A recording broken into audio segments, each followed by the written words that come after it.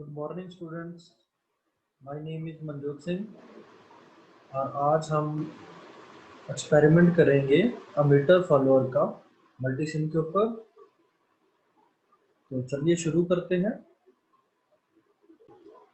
तो हमारे एक्सपेरिमेंट का नाम है to measure the voltage gain of emitter follower circuit and plot its frequency response. तो हमने अमीटर फॉलोअर का वोल्टेज गेन देखना है और उसका फ्रीक्वेंसी रिस्पॉन्स बनाना है। हमें ये सर्किट बनाना है, इसके लिए हमें कैपेसिटर चाहिए, रेजिस्टेंस चाहिए और ट्रांजिस्टर चाहिए। और इनपुट के लिए हम वोल्टेज सोर्स, हमारा एसी वोल्टेज सोर्स चाहिए, हमें फंक्शन जनरेटर लगाएंगे। और आउटपुट के लिए हम जो है सीआरओ के ऊपर इसका जो रिस्पॉन्स है वो देखेंगे कि क्या आ रहा है। और अगर हमने नोट करना है, वैल्यूज डिजिटल में देखनी है, तो मल्टीमीटर लगा सकते हैं। The emitter follower is also known as common collector circuit। जो हमारा emitter follower उसको हम common collector circuit बोलते हैं। जो नॉर्मल केसेस में आउटपुट जो हमारी होती है वो यहाँ पे आती है एट दिस टर्मिनल, लेकिन emitter के केस में हमारी जो आउटपुट है वो emitter टर्मिनल के ऊपर आ रही है। और इसको आप बफर भी बोल सकते हो कि ये बफर एम्पलीफायर है, जैसा इनपुट हम देते हैं वैसा ही हमारे पास आउटपुट भी अवेलेबल होता है। The AC output voltage from common collector circuit is essentially the same as the input voltage. There is no voltage gain or phase shift.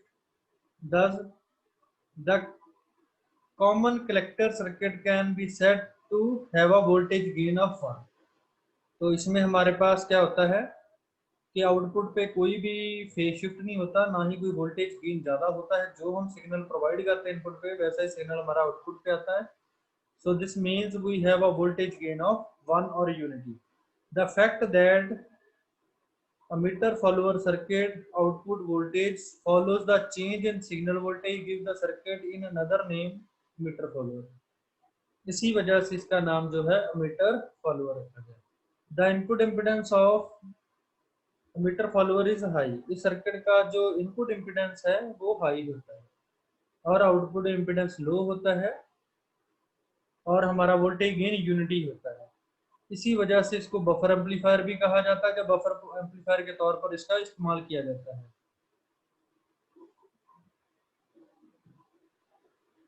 और अब हम इसके जो कनेक्शंस हैं मल्टी सिम के ऊपर करके देखते हैं। तो just start, we are open. अब हम मल्टी सिम को ओपन करेंगे। तो ये हमारे पास मल्टी सिम है। तो हमें क्या चाहिए, हमें पहले रेजिस्टेंस चाहिए। तो किसी भी वैल्यू का अगर हम पहले रेजिस्टेंस ले लें, उसके बाद उसका चेंज कर लेंगे कि ये रेजिस्टेंस है हमारे पास 1 किलो ओम का, 1 2 और 3 रेजिस्टेंस हो गए। और हमें कैपेसिटर चाहिए,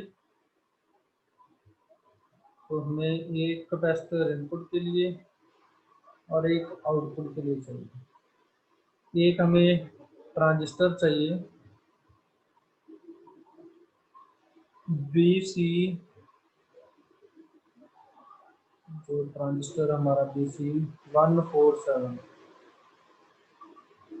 हमें चाहिए, BC 147 और 547, तो सब दो, तो यही चाहिए, दे देते हैं। ये हमारा ट्रांजिस्टर आ गया। तो पहले इसका एक हमें सोर्स चाहिए, डिजिटल सोर्स चाहिए। Voltage source, digital clock, voltage source,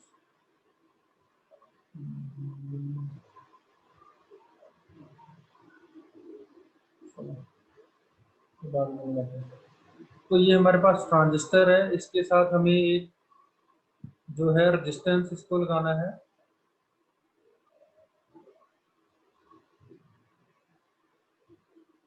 ये हमारा मीटर रजिस्टर है, और ये दोनों हमारे पास जो है ये बाइसिंग रजिस्टर्स हैं।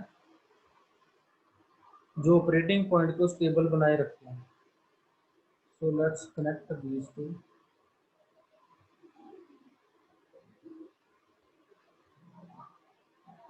और इसके बाद यहाँ पे आके हम दोनों को कनेक्ट कर दो।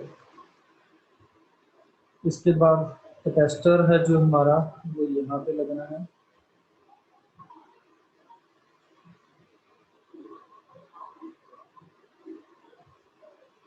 और एक कैपेसिटर जो हमारा है यहाँ पे है, वो हमारा बेस से लगना है।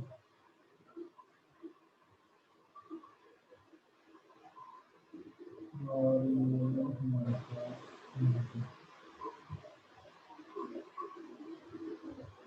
यहाँ पे हमें एक ग्राउंड भी चाहिए। और ये यहाँ पे ये कनेक्ट हो गया।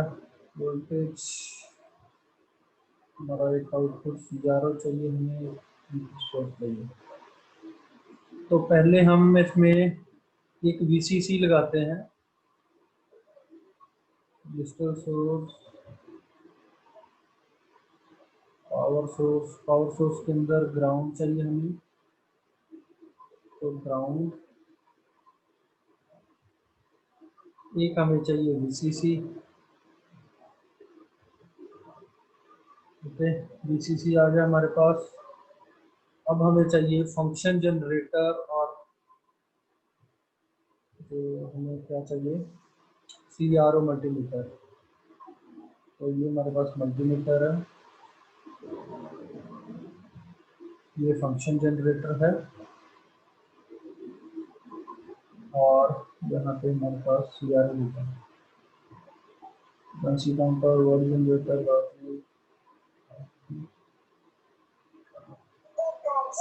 ये ऑसिलोस्कोप जो हमारा आउटपुट है। तो अब इन कंपोनेंट्स को हमने लगाना है।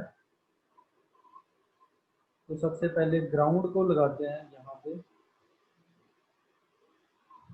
ठीक है, और हमारा CRO चाहिए हमें, ये यहाँ पे लगाते हैं। इसी तरीके से जो हमारा दूसरा सर्किट है, इसका दूसरा पॉइंट है, वो यहाँ पे कनेक्ट कर लेते हैं। अब हमारी आउटपुट जो है वो CRO के ऊपर दिख जाएगी हमें। तो इसी तरीके से हमारा जो वोल्टेज सोर्स है, ये फंक्शन जनरेटर जो है, जो भी हम इनपुट चाहते हैं, साइनसोइडल सिग्नल चाहिए या ट्रायंगुलर वेव चाहिए, या हमारी जो है स्क्वायर वेव चाहिए, वो सिलेक्ट कर सकते हैं हम। तो फंक्शन जनरेटर, या फंक्शन जनरेटर लगा सकते हो आप, वोल्टेज सोर्स भी लगा सकते हो। तो ये हमारा सर्किट कंप्लीट है, बस एक VCC सप्लाई रहेगी। ओके, हमारा सर्किट कंप्लीट है। मल्टीमीटर अगर हम चाहें तो मल्टीमीटर भी लगा सकते हैं। तो हम CRO के साथ ही मल्टीमीटर को लगाएंगे। अगर आउटपुट देखना, हमने वैल्यूज देखनी है, तो यहाँ से आसानी से देख जाएंगे। तो चलिए प्ले करते हैं। और एक काम और करना था, हमने रेजिस्टेंस की वैल्यू चेंज करनी थी। हम इसको 20 किलो ओम कर लेंगे वैल्यू। हमें चाहिए 20 किलो।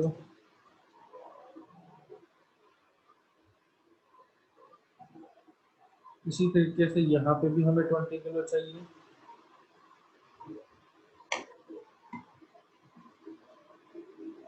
ओके, और कैपेसिटर की वैल्यू हमें चाहिए 20 फैरेड। ये हमारा 1 किलो का ही रहेगा। VCC 9 वोल्ट चाहिए।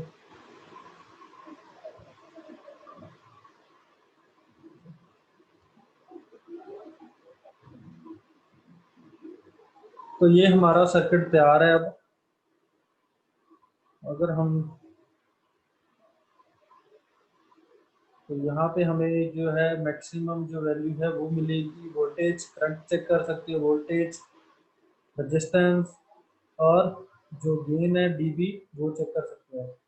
तो अब हम फिलहाल यहाँ पे वोल्टेज सेलेक्ट करते हैं। सी आर ओ, ये हमारा सी आर ओ है।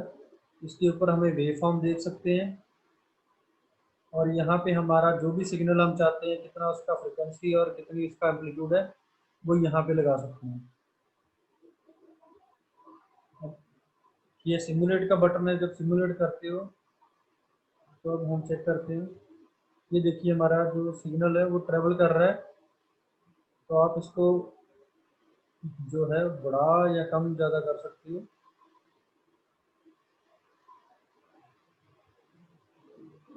यहाँ से वोल्टेज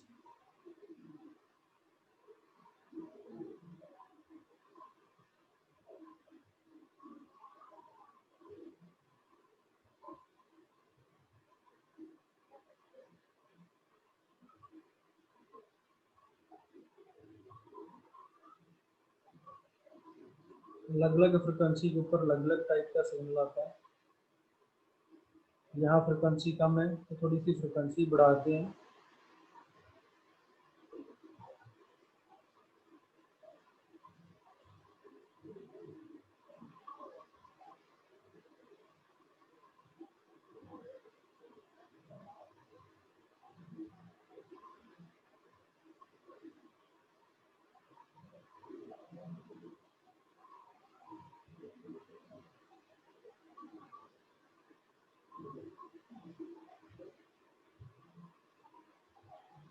तो इस तरीके से हमारा जो है एम्पलीफायर के ऊपर हम वैल्यूज चेंज कर सकते हैं। अब मल्टीमीटर की बात करते हैं। मल्टीमीटर में क्या है हमारे पास, यहाँ पे वो वैल्यू बता रहा है जो वोल्टेज चेंज हो रही है। ओके, तो आप किसी भी वैल्यू को अगर चेक करना चाहो तो by double clicking on the symbol you can check the values. तो दोबारा से एक बार फ्रिक्वेंसी को थोड़ा और बढ़ाते हैं। ये हम कर देते हैं इसको किलोहर्ट्ज में। तो अब हमारे पास जो है यहाँ पे वैल्यू 1 है। जो हमारा वैल्यू है वो 1 किलोहर्ट्ज का है। फ्रिक्वेंसी थोड़ी बढ़ गई है तो इसको देखने के लिए आप यहाँ से टाइम पीरियड वेरी कर लीजिए। ओके, जो हमारा सिग्नल है वो जा रहा है। ये क्या, ऐसा क्यों दिख रहा है कि हमारा नेगेटिव पोर्शन नहीं? क्योंकि मैंने ये जहाँ पे हमारा है ये पॉजिटिव और कॉमन के साथ जुड़ा है। तो इसको एक बार हम बंद करके दोबारा से नेगेटिव टर्मिनल के साथ देखते तो शायद हमारा नेगेटिव सिग्नल जो नहीं आ रहा वो भी आएगा। तो पहले इसको यहाँ पे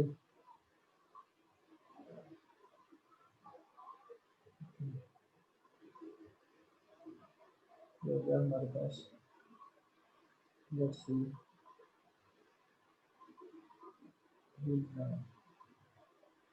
तो यानी फ्रीक्वेंसी जो हमारी है 1 किलोहर्ट्ज़ है, एम्पलीट्यूड 1 वोल्ट है। और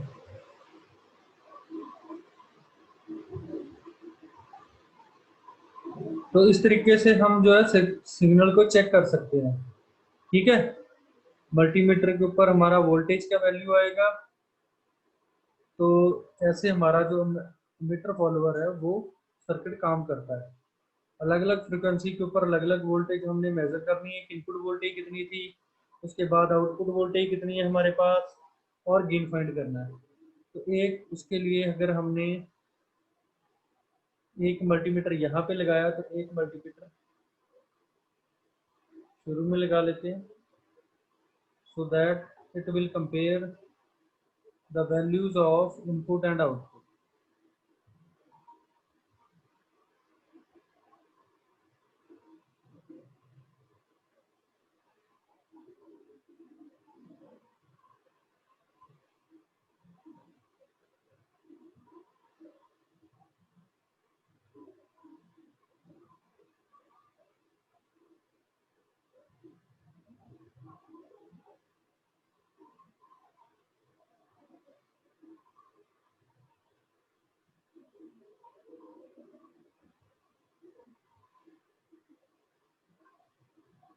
तो इस तरीके से आप इनपुट आउटपुट को चेक कर सकते हो कि कितने आपका इनपुट है और उसके अकॉर्डिंगली कितना आउटपुट आ रहा है।